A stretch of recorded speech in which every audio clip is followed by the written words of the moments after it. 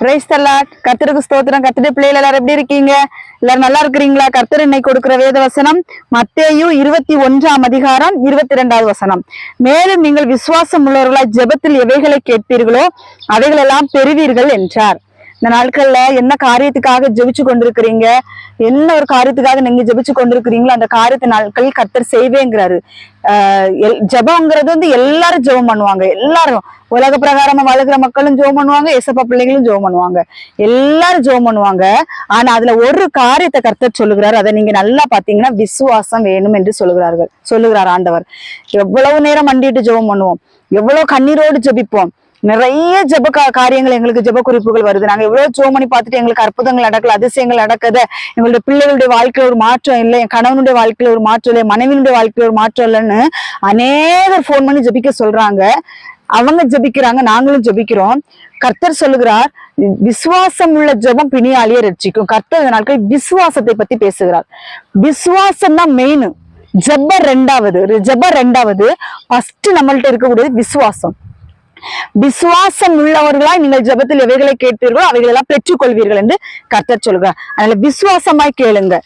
கட்டுகளை விசுவாசம் உங்களுக்கு இருந்தாலும் போதும். கட்டுகளை விசுவாசத்துல ஆண்டவரே இந்த காரியம் எனக்கு வேணும் அப்பான்னு சொல்லி அவருடைய பாதத்துல போய் இந்த நாட்கள்ல நிறைய பேர் அவிசுவாசமா இப்ப சமூகத்துல காத்திருக்கிறவர்களும் உண்டு. அது வீணு எனக்கு கத்திருப்பாரு. கற்று தந்த பாடம் என்ன தெரியுமா? கத்துடைய பிள்ளைகளே, எனக்கு இது கிடைக்கும், எனக்கு இது ஆண்டவர் தருவாரு அப்படின்னு சொல்லி அவருடைய பாதத்துல போய் அமர்ந்தோம்னா கர்த்தர் தருவார். எனக்கு நான் பெற்றுக்கொண்டிருக்கிற அநேக காரியங்கள் உண்டு. எல்லாவற்றுக்கும் மேல முதலாவது பரிசுத்தம் தான். பரிசுத்தத்தோட போய் விசுவாசத்தோடு கூடிய ஜெபத்தோடு ஜெபிக்கும் பொழுது அந்த காரியத்தை நாம் நிச்சயமாய் பெற்றுக்கொள்வோம் என்று வேதவசனம் சொல்லுகிறது. அதே போல இங்க வந்து ஜெபிச்சிருக்காங்க பாருங்க. ஒரு குருடன் வந்து வழி அருகே உட்கார்ந்து பிச்சை கேட்டு கொண்டு இருக்கிறான். மத்தேயு 20 வசனம். அப்பொழுது வழி அருகே உட்கார்ந்திருந்த 2 குருடர் இயேசு அவளையே வருகிறார் என்று கேள்விப்பட்டு, ஆண்டவரே தாவீதின் குமாரன் எங்களுக்கு இறங்க வேண்டும் என்று கூப்பிட்டார்கள். பாத்தீங்களா? குருடர்களுக்கு இருந்த விசுவாசத்தை பாத்தீங்களா? அவர்கள் ஆண்டவரை பார்க்கவில்லை, அவர்கள் கண்கள் குருடாக இருக்கிறது. எல்லாமே இருட்டா கருப்பா தான் தெரியும். ஆனால் அந்த வழியாக இயேசு வருகிறார் என்று கேள்விப்பட்டு சத்தத்தை மிகவும் உயர்த்தி, தாவீதின் குமாரன் எங்களுக்கு இறங்கும் என்று அவ்வளவு சத்தமாக தேவனை நோக்கி கெஞ்சி கூப்பிடுறார்கள். அவர்கள் பேசாதிருக்கும்படி ஜனங்கள் அவர்களை அதட்டினார்கள். அவர்களோ, ஆண்டவரே தாவீதின் குமாரன் எங்களுக்கு இறங்கும் என்று அதிகமாய் கூப்பிட்டார்கள்.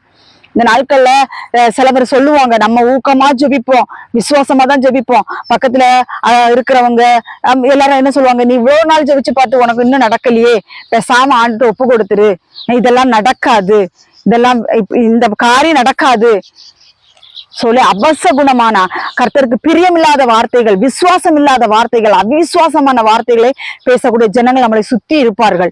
இந்த நாட்களில் கர்த்தர் சொல்லுகிறார், நீ கர்த்தரிடத்தில் கேட்காத எவ்வளவுதான் முடிந்தது என்று சொல்லக்கூடிய ஜனங்களும் இருப்பார்கள். ஆனால் அந்த குருடன் வந்து அந்த சீஷர்கள் அதட்டின பிறகு மறுபடியும் அதிக சத்தமாய் தாவீதின் குமாரன் எங்களுக்கு இறங்கும் என்று சொன்ன பொழுது இயேசு நின்றார் என்று வேதத்துல சொல்லப்பட்டிருக்கு. இயேசு நின்றாராம். பார்த்துக்காங்க, இயேசு நின்று அவர்களை தம்மிடத்தில் அழைத்து, இயேசுவையே அந்த குருடர்கள் நிக்க வச்சிருக்காங்க. பாத்தீங்களா? நாமளும் அவரை நிக்க வைக்கணும். அங்க யாக்கோபு நிக்க வச்சாரா? யாக்கோபு விடிய மட்டும் போராடி ஆண்டவரை நிக்க வச்சாரு. நாமளும் நிக்க வைக்கணுங்க ஏசப்பாவை. அவருக்கு பிரியமா நடக்கணும். முதலாவது நடந்து அவரை நிக்க வைக்கணும், கூப்பிடணும், விசுவாசத்தோடு ஆண்டவரை நோக்கி கூப்பிடணும். கூப்பிடும்போது ஆண்டவர் நிற்பார், நின்று பதில் கொடுப்பார். நின்று அவர்களை தம்மிடத்தில் அழைத்து, நான் உங்களுக்கு என்ன செய்ய வேண்டும் என்று இருக்கிறீர்கள் என்று கேட்டார். தாவீதின் குமாரனே எங்களுக்கு இறங்கும் என்று சொன்னது கர்த்தருடைய காதுகளில் விழுந்திருக்கும் இல்லையா? அவர்கள் கண் திறக்கிறதுக்கு தான் என்ன கூப்பிடுறாங்கன்னு இயேசுக்கு தெரியும் இல்லையா? அவங்க பார்வையடைறதுக்கு என்ன கூப்பிடுறாங்கன்னு இயேசுக்கு தெரியும், சீசர்களுக்கு தெரியாது, நான் இயேசுக்கு தெரியும் இல்லையா? அதனால இயேசு கேட்கிறாருல, நான் உனக்கு என்ன செய்யணும்ப்பா, உங்களுக்கு நான் என்ன செய்யணும் அப்படின்னு கேட்கும்போதுதான் குருடர்கள் சொல்லுகிறார்கள். அதற்கு அவர்கள், ஆண்டவரே எங்கள் கண்கள் திறக்க வேண்டும் என்றார்கள். இயேசு மனதுருகி அவர்கள் கண்களை தொட்டார். உடனே அவர்கள் பார்வையடைந்து அவருக்கு பின் சென்றார்கள். கர்த்தருடைய பிள்ளைகளை, அவரு நம்ம கூப்பிடுறோம், இயேசுவேன்னு கூப்பிடும்போது அவர் நம்ம பக்கத்துல வந்து நிக்கணும். கேளாதவர் போல் போய்விடக்கூடாது. அப்படித்தானா? முதலாவது பரிசுத்தம் வேண்டும், இரண்டாவது விசுவாசம் வேண்டும். நீங்கள் விசுவாசத்தோடு கர்த்தரை நோக்கி கூப்பிடும் பொழுது அவர் நம் மத்தியில் வந்து நிற்பார், நம்முடைய ஜெபத்தை கேட்பார், நம்ம மனதுருகுவார் என்று வேதவசனம் சொல்கிறது. அதனால் இந்த நாட்கள்ல எந்த குறைபாடுகளோடு இருக்கிறீர்கள்? குழந்தை இல்லையா, வயிற்றுல கட்டியா, இன்னும் பலவிதமான சூழ்நிலைகள் இருக்கிறீர்களா, பிள்ளைகள் பிரச்சனை, கணவன் மனைவி பிரச்சனை, இப்படி பல பிரச்சனைகளோடு நீங்க இருக்கிறீங்களா?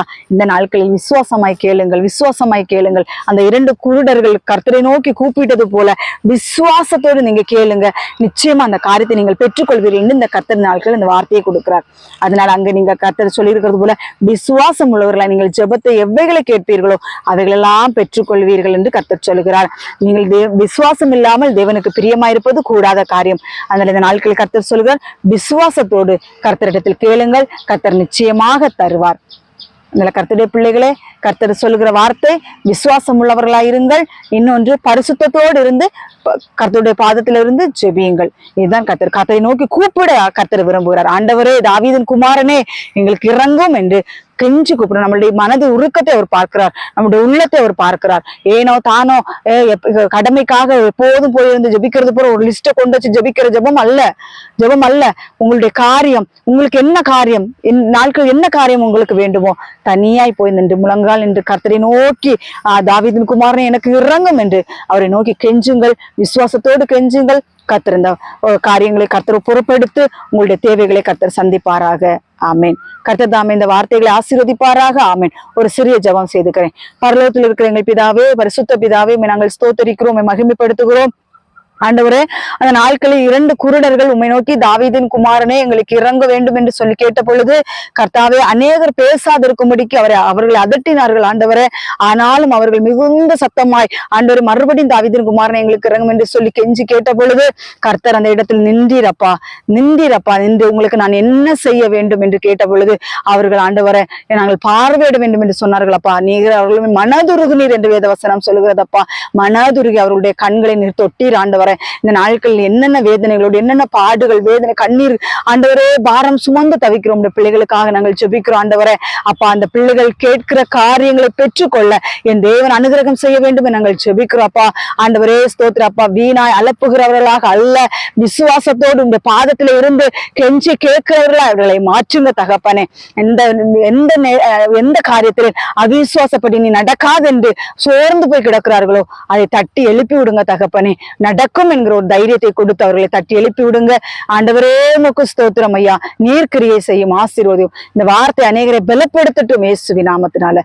கிருபையாயிரும், ஆசீர்வதியும். துதிகன மகிமையில் அப்பாவுக்கே செலுத்துகிறோம். இயேசு கிறிஸ்து மூலம் ஜெபிக்கிறோம் ஜீவனுள்ள நல்ல பிதாவே. ஆமேன், ஆமேன், ஆமேன். கர்த்தர் தாமே உங்கள் அனைவரையும் ஆசீர்வதிப்பாராக. ஆமேன். Praise the Lord. ஸ்தோத்திரம். ஹல்லேலூயா, ஹல்லேலூயா. ஸ்தோத்திரம்.